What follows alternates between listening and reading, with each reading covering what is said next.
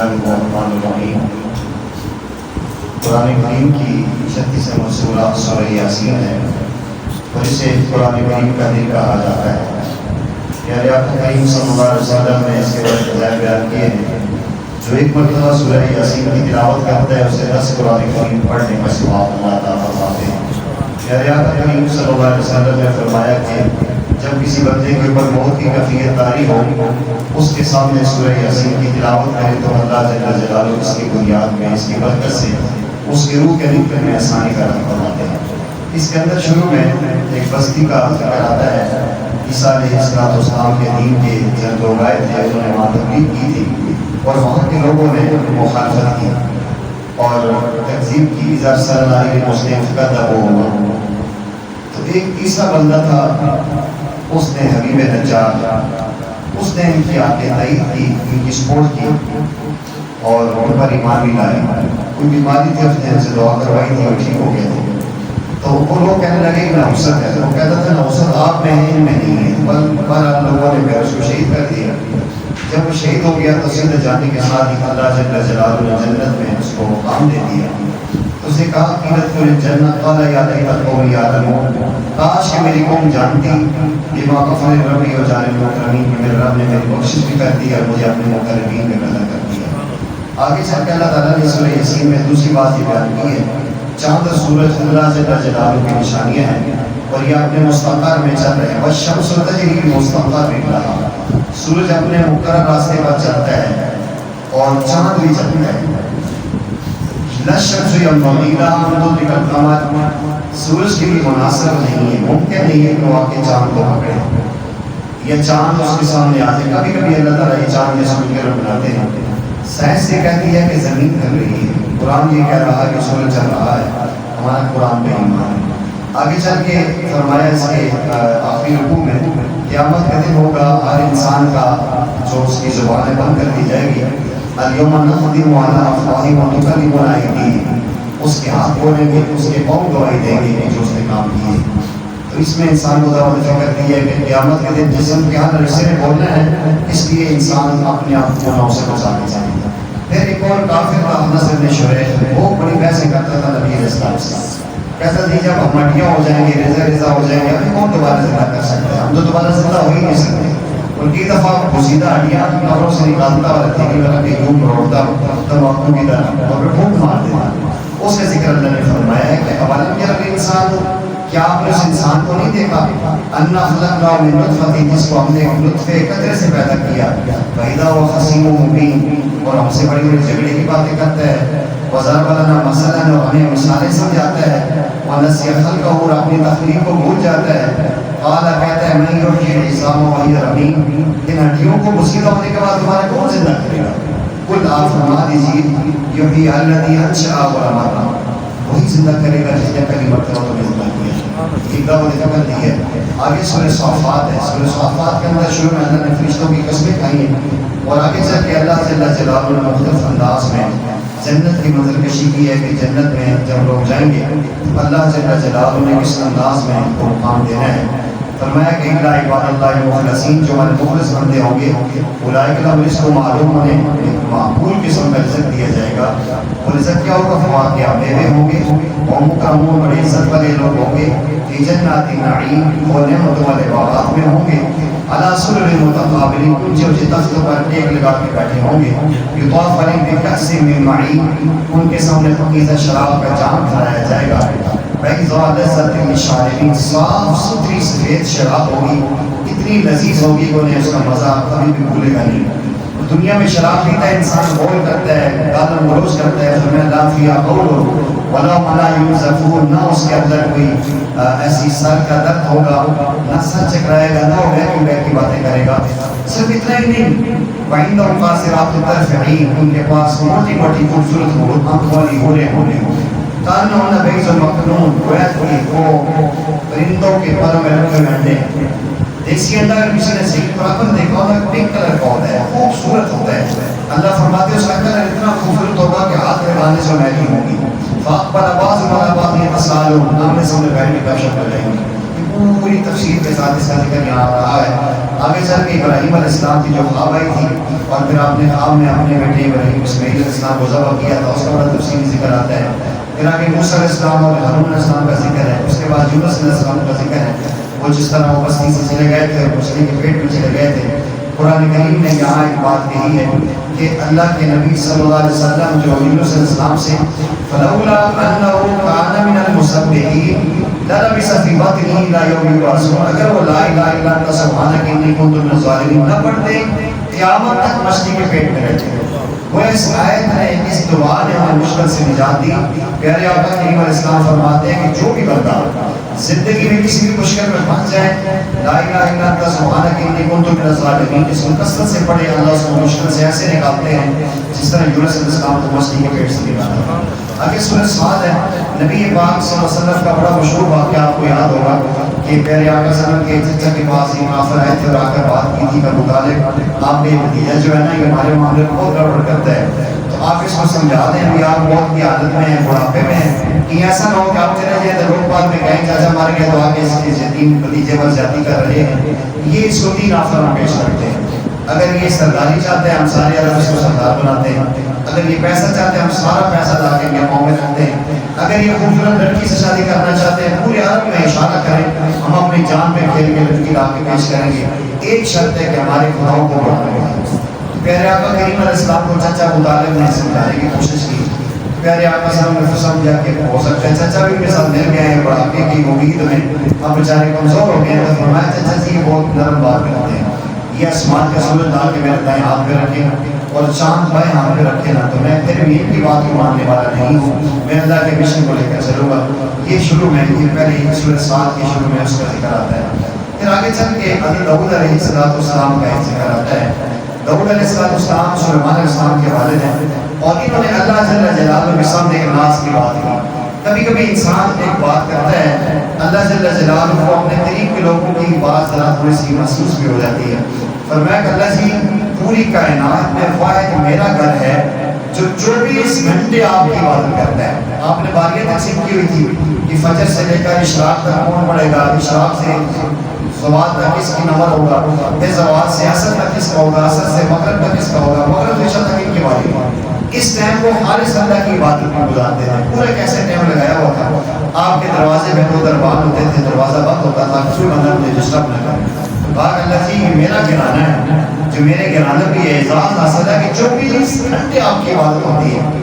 اللہ جل جلالہ نے سمجھانے کے لیے کہ یہ جو آپ کو عبادت کا موقع ملتا ہے یہ میری توفیق سے ملتا ہے، تو اللہ تعالیٰ نے ایک امتحان میں ڈالا۔ داؤد علیہ السلام جو ہے وہ عبادت کر رہے ہیں تو اچانک دیکھا 2 بندے گھر میں آ گئے۔ اب دروازہ بند تھا تو سب سے پہلے تو یہ ڈاکٹر یہ آئے کدھر سے آئے اور روشندار سے آئے تھے، اور یہ آنے والے فرشتے تھے، انسان نہیں تھے۔ انہوں نے آ کر ان سے ایک مسئلہ پوچھا، ایک نے آ کر یہ کہا کہ میرے پاس ایک دولی ہے اور یہ جو دوسرا بندہ ہے اس کے بعد 99 دولی ہے، یہ بندہ طاقتور ہے، زبان کا تیز ہے، یہ اس اپنے زبان کی تیزی اور طاقت کی بنیاد میں میری ایک دولی بھی مجھ سے چھیننا چاہتا ہے، تو آپ اس کو سمجھائیں کہ ذاتی میرے سامنے ہے۔ یہ اتنا ایک واقعہ ہے۔ تو فوراً جب یہ بات ہوئی تو داؤد علیہ السلام کے بارے میں آتا ہے کہ وہ خر رات کے وہاں سیدھے سیدھے نکل گئے، کہنے لگے اللہ جی میں اپنی غلطی میں احساس ہو گیا، میں اس پہ معافی مانگتا ہوں۔ اب اصل مسئلہ یہ تھا کہ یہ لمحہ اللہ نے ان باتوں میں الجھا کے عبادت سے محروم کر دیا۔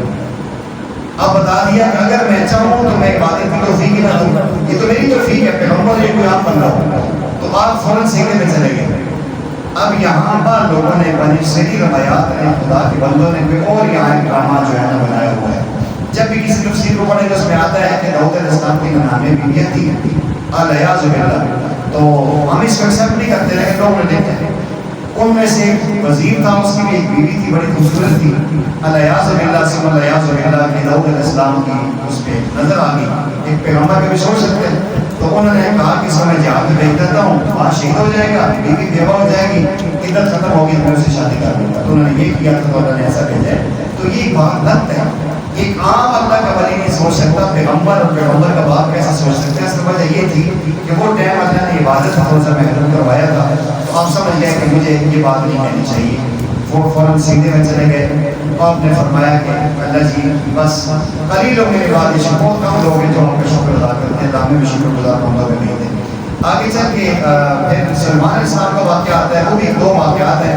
اصل میں بعض ایسی روایتیں ہیں جو بنی اسرائیل سے چلی آ رہی ہیں، جو صحابہ کرام پہلے یہودی عیسائی تھے، پھر مسلمان ہوئے تو ان کی کتابوں میں جو باتیں رد و بدل لوگوں نے کر دیا تھا، تو جو ان کی باتیں تھیں تو وہ قرآن کی آیت بھی پڑھتے تھے، ساتھ کہتے پھر اسے ملتا جلتا ہماری کتاب میں یوں ہے، وہ الگ الگ کرتے تھے، لیکن بعد کے لوگوں نے اس کو مکس کر دیا کہ یہ فلاں صحابی نے بات کہی ہے، تو اس لیے یہ بات بھی قرآن کا حصہ ہے۔ یہ میں بلکہ یہی عرض کر دیتا ہوں کہ نبی پاک صلی اللہ علیہ وسلم نے فرمایا کہ جو بنی اسرائیل کی روایات ہیں وہ تین قسم کی ہیں۔ سب سے پہلی وہ ہے کہ جو قرآن سے ٹکراؤ کھاتی ہیں، جو روایت قرآن سے عقیدہ اسلام سے ٹکراؤ کھائے، جس طرح میں نے ابھی بیان کیا ہے، فرمایا اس کو اٹھا کے سیٹ کرا، اس کا کوئی اعتبار نہیں، مطلب معتبر کتاب قرآن کو۔ دوسری وہ کتاب وہ روایات ہیں جو قرآنی آیات کی تائید کرتی ہیں، جو قرآن میں آتا ہے وہی وہ بیان کرتی ہیں، جس کے اندر عقیدے نظریہ اور اسلام کا فرق نہیں پڑتا تو اس کو بیان کرتے ہیں۔ اور تیسری وہ روایات ہیں جن کا قرآن کی کسی آیت سے کوئی ٹکراؤ نہیں آتا، اس کو بیان کرنے میں کوئی حرج نہیں۔ تو جو بھی ایسی روایات کسی بھی تفسیر میں آپ پڑھیں انہیں اٹھا کر پڑھیں گے۔ سلیمان علیہ السلام نے ایک دفعہ ایسا ہے کہ 100 بیویاں تھیں، انہوں نے 100 بیویوں سے ملاقات کی اور یہ کہا کہ جب ان سے میں ملوں گا تو اللہ جل جلالہ مجھے 100 بیٹے دیں گے اور 100 میں مجاہد بنوں گا اور اللہ کی راہ میں جہاد کروں گا۔ تو اللہ کا کہنا ایسا ہوا کہ اللہ تعالیٰ نے کسی ایک سے بھی اولاد نہیں دی، ایک سے ناتمام بچہ پیدا ہوا اور وہ دائی لے کر آئے کہ یہ باقی تو ملا کچھ نہیں، یہی ایک ملا ہے۔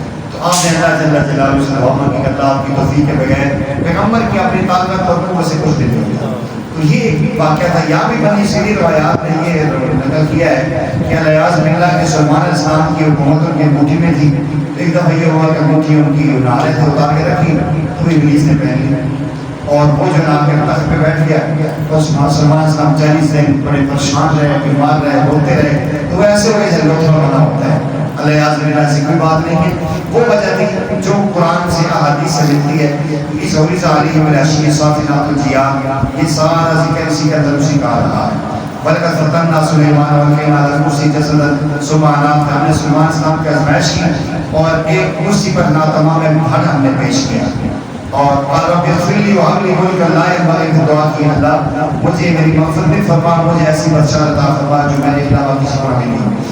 آگے چل کے اس کی آیت نمبر 41 میں ایوب علیہ السلام کا ذکر آتا ہے، یہاں بھی لوگوں نے بہت غلط باتیں مشہور کی ہوئی ہیں۔ اللہ تعالیٰ کی طرف سے آزمائش تھی، یہ ضرور تھی، اللہ تعالیٰ نے بیماری بھیجی، بالکل ضرور تھی، اولاد مر گئی، یہ بالکل ٹھیک ہے، جانور مر گئے، یہ بالکل ٹھیک ہے۔ یہ فرشتوں نے کہا تھا کہ اللہ جی یہ آپ کا دوست ہے، یہ آپ کی عبادت تب کرتے ہیں کہ آپ نے اس کو بہت اولاد دی ہوئی ہے، آپ کی عبادت تب کرتے ہیں کو آپ نے مال بہت دیا ہوا ہے، آپ نے پیسہ بہت دیا ہوا ہے۔ اللہ تعالیٰ نے فرمایا کہ میں دکھاتا ہوں تمہیں کچھ بھی نہیں ہوگا، مجھے پھر بھی نہیں بھولے گا۔ اللہ نے اولاد فوت کر دی، جانور مر گئے، مال ختم ہو گیا، بیماری میں مبتلا ہو گیا، اس حال میں بھی اللہ جل جلالہ کو نہیں بھولے، اللہ تعالیٰ سے دعا کرتے رہے۔ تو اب یہ جو یہاں بھی لکھا ہوا ہے، اب لوگوں نے مشہور کیا ہے اللہ معاف فرمائے، آپ نے بات سنا ہوگا، لوگوں نے سنا ہوگا کہ ان کے جسم میں کیڑے پڑ گئے تھے، لوگوں نے اٹھا کے ڈھیر پہ پھینک دیا تھا، لوگوں نے چھوڑ دیا تھا، بیوی ان کی بات پوچھ کرتی تھی، وہ خدا کے بندو ایک عام اللہ کے نیک بندے کو اتنی گندی بیماری نہیں لگتی، پیغمبر کو ایسی بیماری کیسے لگ سکتی ہے کہ وہ کیڑے گرتے تھے اٹھا کے کیڑا پھر رکھ دیتے تھے، کیڑا گرتے تھے۔ یہ ایسے لوگ بات کرتے تھے نہیں سوچتے خدا ہدایت دے کہ پیغمبر بھی کتنی بڑی ہم توہین کر رہے ہوتے، ایسی بات نہیں، بیماری تھی۔ اور پھر اللہ تعالیٰ نے ان سے فرمایا، انہوں نے پاؤں رگڑے، پاؤں کو کوئی طریق نکلا، پاؤں رگڑے، وہاں سے چشمہ پانی کا نکلا، مختصر بارد و شراب، ٹھنڈا پانی، فرمایا سے پیو بھی اپنے اوپر بھی ڈالو، پانی پیا، اس سے اندر کی بیماری ختم ہوئی، غسل کیا، ظاہری بیماری ختم ہو گئی۔ یہاں درمیان میں ایک واقعہ ہوا تھا، واقعہ یہ ہوا تھا کہ آپ کی اہلیت تھی، بڑی پریشان تھی، کوئی کسی سے علاج کرواؤں، بیمار ہے بیچارے، انتہائی معذوری میں پڑے ہوئے ہیں، تو میں ایک بندہ ملا، اس نے کہا جی اس کی بیماری کا علاج میرے پاس ہے، علاج میں کروں گا، دم بھی کروں گا، جڑی بوٹیاں بھی کھلاؤں گا، لیکن آپ نے یہ کہنا ہے کہ میں نے شفا دی ہے، میرے عمل کی وجہ سے شفا ہوئی ہے۔ تو انہوں نے کہا ٹھیک ہے، میرے خامد ٹھیک ہونا چاہیے، کہنے میں کیا رہتا ہے، تم نے محنت کی، تیری وجہ سے شفا ہوئی ہے۔ یہ خبیث ابلیس تھا، یہ شیطان تھا، انسانی صورت میں حارث بن کے آیا تھا۔ تو انہوں نے آ کر جب جھوٹ پہنچی تو ایوب علیہ السلام سے جب یہ بات کی، انہوں نے قسم کھا لی، انہوں نے فرمایا میں ٹھیک ہوا تو میں تمہیں 100 ڈنڈے ماروں گا۔ تو شیطان نے یہ معاملہ کی، جب یہ معاملہ ہوا نا تو میں نے اللہ تعالیٰ سے دعا کی، فرمایا کہ اللہ اب تو شیطان نے بھی میرے گھر میں حملہ کر دیا ہے، اللہ سے آپ مجھے شفا دے دیں۔ تو پھر اللہ تعالیٰ نے شفا دے دی اور اسے کہا وَخُذْ بِيَدِكَ ضِغْثًا فَاضْرِب بِهِ وَلَا تَحْنَثْ، ایک جھاڑو لے لیں جس میں سوتے کیا ہوں، چونکہ آپ کی بیوی کا قصور نہیں ہے، وہ تو ایک بیوی ہوتی ہے اپنے خامد کی جب دردی کرتی ہے، آپ ہلکا سے جھاڑو مار دیں، قسم آپ کی پوری ہوئی ہے۔ تو یوں اللہ تعالیٰ نے انہیں ایک واقعہ یاد کیا ہے۔ اس کے بعد جہنم کا ذکر آتا ہے، وہ برزخ ہولناکی ہے، جہنم کے اندر لوگ ڈالے جائیں گے اور وہاں اللہ تعالیٰ کی بڑی سختی ہے، اللہ وہاں فرمائے وَإِنَّ لِلطَّاغِينَ شَرَّ مَآبٍ، سرکش لوگوں کا بڑا برا ٹھکانہ ہوگا، جہنم میں ڈالے جائیں گے اور انہیں کہا جائے گا چکھو حمیم و غساق، جہنمیوں کا پیپ اور کھولتا ہوا پانی انہیں پلایا جائے گا۔ اور واخر مشرق یہ سوال اس کے علاوہ بہت سارے مختلف قسم کے جو عذاب ہوں گے اور کہا جائے گا ہاذا فوج مقتحم معکم ہے، فوج لوگ داخل ہوں گے، ان کا پورا ایک منظر اس کے اندر آ رہا ہے۔ پھر شیطان نے جو سیدھا نہیں کیا اس کا واقعہ بیان ہوا ہے، اس کا سورہ زمر جو شروع ہوئی ہے اس کے اندر اللہ تعالیٰ نے فرمایا کہ دیکھو افمن شرح اللہ صدرہ للاسلام فهو علی نور من ربہ، جس کا سینہ اللہ اسلام کے لیے کھول دیتے ہیں وہ اللہ کے نور پہ ہوتا ہے، اسے دین سے اسلام سے محبت ہوتی ہے، اور جس انسان کا سینہ اللہ گناہ کی وجہ سے بند کر دیتے ہیں اسے قرآن و سنت اچھا ہی نہیں لگتا۔ وَوَيْلٌ لِلْقَاسِيَةِ قُلُوبُهُم مِّن ذِكْرِ اللَّهِ، افسوس ہے ان لوگوں پر جن کے دل اللہ کے ذکر سے سخت ہوتے ہیں اور لوگ گمراہی کرتے ہیں۔ اللہ نازل احسن حدیث، اللہ تعالیٰ نے بہترین کلام یہ کتاب نازل کیا ہے، متشابہ مثانی، ملتی جلتی آیات ہیں، بار بار دہرائی جاتی ہیں، تک شہدوں میں جلول الذی یخشون ربہم، جو اللہ سے ڈرتے ہیں جب وہ قرآن سنتے ہیں تو ان کے جو رونگٹے کھڑے ہو جاتے ہیں۔ یہ عجیب ان کا ایک منظر پیش کیا گیا ہے، جو نہیں ڈرتے اور اللہ کے عذاب سے نہیں خوف کھاتے ان کا منظر پیش کیا ہے۔ افمن یتقی بوجہہ سوء العذاب، بھلا وہ شخص جو اپنے چہرے کو عذاب سے روکتا ہے قیامت کے دن، قیامت کے دن کہا جائے گا ظالموں سے اب چکھو اس عذاب کو جو تم نے کمایا ہے۔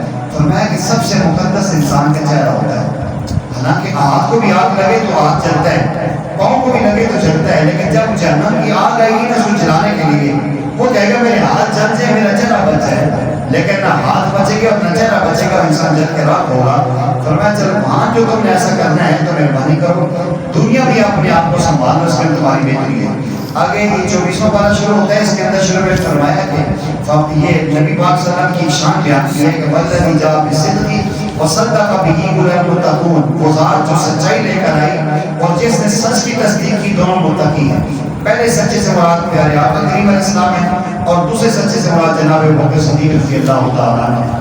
اسی کے اندر بھی اللہ تعالیٰ نے وہاں قیامت کا منظر بھی پیش کیا ہے اور دنیا کے اندر فرمایا کہ انسان گناہ کرتا ہے، گناہ کر کے ناامید ہو جاتا ہے، تو اللہ نے فرمایا کہ یا عبادی الذین اسرفوا علی انفسہم، اے میرے بندو جو اپنی جانوں میں ذاتی کر چکے ہو، لا تقنطوا من رحمت اللہ، میری رحمت سے ناامید نہیں ہونا، جب تک تم دعائیں مانگتے رہو گے اللہ جل جلالہ تمہیں نوازتے رہیں گے، اس لیے کبھی بھی اللہ کی رحمت سے انسان کو ناامید نہیں ہونا چاہیے۔ سورۃ کے آخر میں اللہ نے فرمایا قیامت کا دن ہوگا والسماوات مطویات بیمینہ، اللہ سات آسمان لپیٹے گے اور اپنے ہاتھ میں پکڑے یوں سے جوڑے گے، آگے کہا جائے گا لمن الملک اليوم، بتاؤ آج کے دن کون بادشاہ، للہ الواحد القہار، کہا جائے گا وہ ایک ہی اللہ ہے جو پوری کائنات کا بادشاہ ہے۔ اس کا ایک بڑا تفصیلی ذکر ہے، آگے چل کے اس سورہ مومنون میں فرعون کا ذکر آتا ہے کہ اللہ جل جلالہ نے اسے بادشاہ دی تھی، اسے وزارت دی تھی، اس کا حامان بادشاہ کا وزیر تھا، اس نے بھی موسیٰ علیہ السلام کے خلاف کوشش کی اور اس نے فرعون نے کہا کہ یہ بڑا خدا کی باتیں کرتا ہے تو ایک مینارہ بناؤ، اس مینارے پہ چڑھ کے میں اس موسیٰ کے خدا کو مانتا ہوں۔ یا یہ لکھا ہوا ہے، اس کی آیت نمبر ہے 35، وقال فرعون، کہا فرعون یا حامان، اے حامان ابن لی صرحا، ایک عمارت بناؤ، لعلی ابلغ الاسباب، تاکہ میں اس کے اوپر چڑھوں، سے اوپر جاؤں، اسباب السماوات، میں آسمان کے اوپر جاؤں، فاطلع الی الہ موسیٰ، میں جا کے موسیٰ کے خدا کو دیکھوں، وانی لأظنہ کاذبا، والعیاذ باللہ کہ میں تو موسیٰ کو جھوٹا قرار دیتا ہوں۔ اور یہ اس نے بنایا اور پھر اس کے بعد میں چڑھ کے اوپر تیر ماروں گا، خدا کو ماروں گا، خدا کو لکھ ہے اس نے تیر مارے تو آگے سے تیر خون سے نیچے آئے، کہنے لگا میں نے اسے خدا کو مار دیا، جب نیچے ایسے جبریل نے آگے سے پار مارا، وہ مینارہ گرا اور اس کے نیچے بہت سے نکل کے اس کی دعا برباد ہوئی، اس کا ذکر بھی اس کے اندر آتا ہے۔ پھر اللہ فرماتے ہیں کہ جب اس کو بنی اسرائیل کی پار چڑھنے کے بعد فرعون جب مر گیا تھا، اس کی لاش بار لے آئے تھے۔ اب قرآن یہ کہہ رہا ہے النار یعرضون علیہا غدوا وعشیا، اس کے اوپر آگ صبح شام پیش کی جاتی ہے، وَيَوْمَ تَقُومُ السَّاعَةُ قیامت کے دن جب قائم ہوگی کہا جائے گا اَتَذِرُوا عَلَى فِرْعَوْنَ أَشَدَّ الْعَذَابِ، فرعون والوں کو سخت عذاب میں پیش کرو. ہم لوگ یہ کہتے ہیں ہمیں تو نظر نہیں آتی جی، فرعون کی لاش پڑی ہے ہمیں تو آگ نظر نہیں آ رہی. بھائی جان کی مسئلہ یہ ہوتا ہے کہ ہمیں نظر نہیں آ رہی، اللہ کا قرآن کہہ رہا ہے یقیناً اس کے اوپر عذاب ہے، اس کا گوشت بڑھتا ہے، اسے تکلیف دی جاتی ہے. یہ ایسے ہی جس طرح ایک بندہ سویا ہوتا ہے اور خواب میں وہ دیکھتا ہے کہ ڈر رہا ہے یا مجھے ماری جا رہی ہے، چیختا بھی ہے، چلاتا بھی ہے، لوگ پاس بیٹھے ہوتے ہیں ہمیں نظر نہیں آ رہا ہے اس کو کیا ہو رہا ہے. تو جس طرح وہ خواب کے اندر تکلیف ہوتی ہے، اللہ جل جلالہ اسی انداز میں اس کو یہاں بھی تکلیف دیتے ہیں. آگے سورہ حامیم سجدہ ہے. یہ ولید ابن مغیرہ یہ قریش مکہ کا بڑا ایک سردار تھا. تو ایک دن بیٹھے ہوئے تھے، اس نے کہا چھوڑو یار میں محمد سے بات کر کے آتا ہوں. پیارے آقا کریم علیہ السلام کے پاس آئے اور آ کے سمجھایا کہ اے محمد آپ ہمارے بہت عزت والے نوجوان بچے ہیں، ہمارے بھتیجے ہیں، ہم آپ کی رسپیکٹ کرتے ہیں، عزت کرتے ہیں. اب مجھے لگتا یہ ہے کہ آپ کے اوپر جنون ہے یا آپ پر کسی نے جادو کر دیا ہے. اگر آپ مجھے اجازت دیں تو میں آپ کا علاج کرواتا ہوں، جنات کا علاج کرواتا ہوں، بڑے بڑے عاملین کے پاس لے جاتا ہوں. حالانکہ جاتے ہوئے سب نے کہا تھا کہ ولید نہ جاؤ، وہ اتنا سخت جادوگر ہے کہ مجھے اپنے جادو میں پھنسا لے گا. جب اس نے ساری باتیں کر لی وہ لمبی تفصیل کی. پیارے آقا نے حامیم سیدھا پڑھنے شروع کی. یہ آیت پڑھتے گئے درمیان میں پہنچے تو اسی کے گر گیا. اس نے کہا بھائی یہ انسان کا کلام نہیں ہے. انسان نے کہا ہم نے کہا نہیں تھا کہ تو جادوگر کے اندر چلا گیا، جادو میں پھنس گیا. تو وہ واقعہ اس کے اندر آ رہا ہے. اس کے اندر بھی پھر زمین اور آسمان کی تخلیق کا ذکر آتا ہے. اس کے دوسرے رکوع میں اللہ فرماتے ہیں کہ حتی اذا ما جاؤوها شہد علیہم سمعهم وابصارهم وجلودهم، جب تمہیں لایا جائے گا تمہارے کان، تمہاری آنکھیں، تمہاری جلد بھی تمہارے خلاف گواہی دے گی. چمڑا بھی یہ بولے گا جس سے گناہ کی ہے. وقالوا لجلودهم لما شهدتم علینا، یہ انسان اپنے چمڑے سے کہے گا میرے خلاف گواہی کیوں دیتا ہے؟ تجھے مزہ دینے کے لیے میں نے زنا کیا تھا، تیرے لیے میں نے رشوت کھائی تھی، تیرے لیے سکون دینے کے لیے میں نے سکون کا معاملہ کیا تھا، تو کیوں میرے خلاف بول رہا؟ قالوا اتقنا اللہ الذی انطق کل شیء، چمڑا کہے گا کہ مجھے اسی رب نے گویائی دی ہے جو ساری کائنات کو بناتا ہے. تو بتایا کہ جب ہر چیز نے، زمین نے بولنا ہے، دیواروں نے بولنا ہے، درختوں نے گواہی دینی ہے، آدموں نے گواہی دینی ہے، یہ اللہ کی جاسوسی نظام ہے جس سے بچ نہیں سکتے ہو، اس لیے اپنے آپ کو گناہوں سے بچا کے لاؤ. آگے فرمایا کہ نبی پاک صلی اللہ علیہ وسلم جب نماز پڑھتے تھے اس عالم کے بچے سیٹیاں پہ بجاتے تھے، تالیاں پیٹتے تھے، شور کرتے تھے تاکہ نبی پاک صلی اللہ علیہ وسلم کی نماز کو ڈسٹرب کیا جائے. بعض میں آتا ہے کہ آپ کی 5 نمازوں کی قرات اونچی ہوتی تھی، پھر زور رسل کی قرات کافی کر دی گئی ہے. فجر اور عشاء میں سوئے ہوتے تھے، مغرب میں کھانا کھا رہے ہوتے تھے، تو ان کی نمازیں آرام سے ہو جاتی ہے. اس کا ذکر آتا ہے. کافر کہتے ہیں لا تسمعوا لهذا القرآن، یہ قرآن نہ سنو، والغوا فیہ لعلکم تغلبون، شور کرو تاکہ تم غالب آ جاؤ. لیکن شور سے کہتے ہیں نا کہ فانوس بن کے جس کی حفاظت ہوا کرے وہ شمع کیا مجھے روشن گزار ہے. جسے خدا روشن کرنا چاہے کسی کے کہنے سے کہاں پوچھتی ہے. آخر میں چل کے پھر دوسری آیات میں آگے اس کا ذکر آتا ہے قیامت کے دن ایسا ہوگا کہ یہ جو اولادوں جنہیں ماں باپ نے دین نہیں سکھایا ہوگا، جنہیں اسلام کی بات نہیں سکھائی ہوگی، یہ اللہ جل جلالہ کے سامنے کہیں گے. کافر لوگ کہیں گے نا فرمان ربنا ارنا الذین اضلانا من الجن والانس نجعلهما تحت اقدامنا لیکونا من الاسفلین. اللہ وہ لوگ ہمارے سامنے لائے جن کی وجہ سے ہم انسانوں جنوں کو ذلیل ہوئے، نجعلهما، ان دونوں کو رکھیں ہمارے نیچے، تحت اقدامنا، پاؤں کے، تاکہ ہم ان کو دبائیں اور زمین کے نیچے اتار دیں. لیکن وہاں نہیں دبا سکیں گے، وہاں نے پھنسنا ہے. اللہ تعالیٰ نے اصول بیان کیا اگلی آخری آیات میں. فرمایا یاد رکھو جس بندے نے کہا کہ میرا رب اللہ ہے، ثم استقام، پھر سے ڈٹ گیا، جیسے بھی حالات آئے حالات میں آ کر دائیں بائیں نہیں ہوا. دنیا میں یہ ہوگا جب موت کا وقت آئے گا تتنزل الملائکہ، فرشتے آئیں گے. اس میں 500 فرشتے پھولوں کے گلدستے لے کے آئیں گے اور جنت سے ایک ریشمی کپڑا لے کر آئیں گے اور جنت کا مال اس کو دکھائیں گے. آرام سے روح اس کی نکالیں گے جس طرح مکھن سے بال نکلتا ہے، اور کوئی یوں جنت کے مال کو دیکھ رہا اور روح ہو جا رہی ہے، پتہ بھی نہیں چلے گا. کہا جائے گا اللہ تخافوا ولا تحزنوا، نہ تم نے ظاہری خوف کھانا ہے نہ دل میں غم کرنا ہے. اللہ جل جلالہ فرما رہے ہیں نحن اولیاؤکم فی الدنیا والآخرہ، اے میرے بندے ہم دنیا میں بھی تیرے دوست ہیں اور آخرت میں بھی تیرے دوست ہیں، اور تیرے لیے وَلَكُمْ فِيهَا مَا تَشْتَهِي الْأَنْفُسُ، جنت میں وہ کچھ ملے گا جو تو چاہے گا. پیارے آقا صلی اللہ علیہ وسلم نے فرمایا کہ دنیا میں انسان کے لیے مسائل ہوتے ہیں، وہ اتنے ہزاروں میل دور سے درخت نظر آئے گا، اس کے ساتھ پھل لگا ہوگا، اس کے دل میں چاہت ہوگی کہ میں وہ پھل کھاؤں، ابھی زبان سے بولا نہیں ہوگا، 1 سیکنڈ میں وہ ٹہنی یوں اس کے سامنے آئیں گے اور یوں پھل کٹ کے سامنے آئیں گے. جب تک یہ آرام سے کاسے اٹھا کے مزے لے کے کھاتے رہے گا وہ ٹہنی میں چکی رہے گی. جب یہ کہے گا بس تو وہ ٹہنی واپس آئے گا. جو چاہے گا فرمایا اگر وہ چاہے گا کھیت ہو 1 سیکنڈ میں بیج لگے گا, فصل تیار ہوگی, پھل اپنے سامنے آ جائے گا, ہر چیز وہاں ملے گی. لیکن دنیا میں رب چاہے زندگی گزار کی جائے گا تب. دنیا میں من چاہے زندگی گزارے گا پھر وہاں رب چاہے ہوگا, وہاں جو رب چاہے گا پھر وہی ہوگا. اور دنیا میں رب چاہے زندگی گزارے گا تو وہاں من چاہے زندگی ہوگی, جیسے چاہے گا ایسا ہوگا. اللہ تعالیٰ نے ایک اصول بیان کیا ہے, دیکھو وَلَا تَسْتَوِي الْحَسَنَةُ وَلَا السَّيِّئَةُ, برائی اور اچھائی برابر نہیں ہو سکتی. ادفع باللتی ہی احسن, جو آپ کے ساتھ برائی کرے تم اچھائی کے ساتھ بدلہ دو. جب یوں کرو گے تو تمہارا جگری یار بن جائے گا. اور اگر تم برائی کا بدلہ برائی کے ساتھ کرو گے, اگر دوست بن گیا تو شرمندہ ہو گے, نہیں اٹھا سکو گے. تو یہ ترغیب دی ہے کہ انسان کو ایسا ہی کرنا چاہیے. اور یہ کمال کس کو ملتا ہے؟ وما یلقاها الا الذین صبروا.